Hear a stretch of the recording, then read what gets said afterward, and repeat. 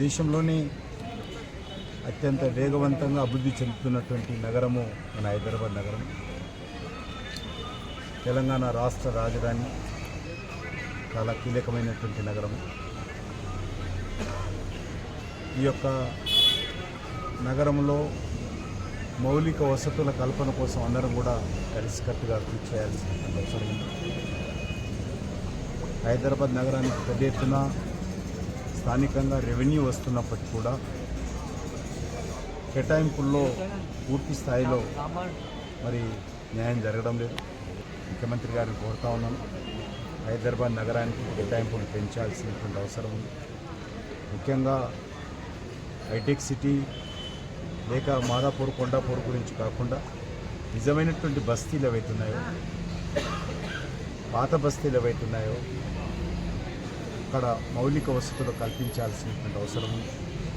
మంచినీటి సౌకర్యం కానీ, డ్రైనేజీ వ్యవస్థ మెరుగుపరచడం కానీ, వర్షపు నీటి కాలువలు పునరుద్ధరించడం కానీ, ఉన్నటువంటి పార్కులను మెరుగుపరచడం కానీ, వీటిపైన దృష్టి కేంద్రీకరించాల్సినటువంటి అవసరం ఉందని గౌరవ ముఖ్యమంత్రి గారు కూడా కోరుతాను.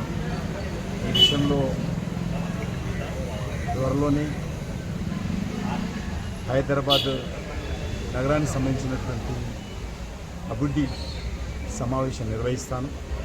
దిశా కమిటీ త్వరలోనే నిర్వహించి అందులో హైదరాబాద్ నగరంలో చేపడుతున్నటువంటి అన్ని రకాల అభివృద్ధి కార్యక్రమాల మీద సమగ్రంగా సమీక్ష నిర్వహిస్తాను.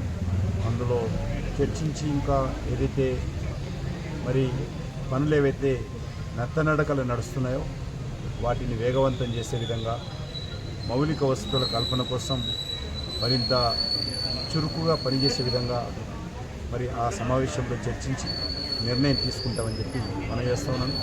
బహుశా ఈ యొక్క 15th ఆగస్టు తర్వాత త్వరలోనే హైదరాబాద్ నగర సమావేశము, మరి హై లెవెల్ సమావేశము, దిశా కమిటీ సమావేశం నిర్వహించి అందులో GHMC, water works, education, minority affairs, అదేవిధంగా రైల్వే,